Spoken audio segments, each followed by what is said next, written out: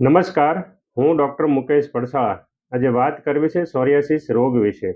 Psoriasis એ સામાન્ય ચામડીનો એક લાંબા સમયથી એટલે કે ક્રોનિક રોગ છે, જે શરીરની રોગપ્રતિકારક શક્તિ એટલે કે ઇમ્યુન સિસ્ટમમાં જ્યારે ફેરફાર થાય ત્યારે આવો રોગ થતો હોય છે. આ રોગમાં ચામડીના કોષો સામાન્ય રીતે કરતાં વધારે ઝડપથી બનતા હોય ત્યારે આ રોગ થવાની શક્યતાઓ વધી જતી હોય છે. જ્યારે આ રોગ દેખાય ત્યારે ચામડી પર લાલ ચકામા અને સફેદ ફોતરી જેવું જામી જતું હોય છે.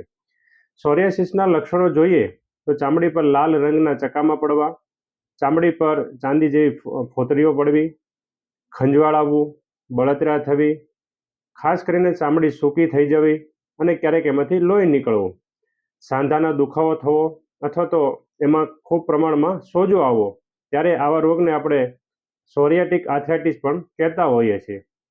મુખ્ય કારણો જોઈએ તો જીનેટિક એટલે કે વારસાગત પણ આ સોરિયાસિસ આવી શકે છે.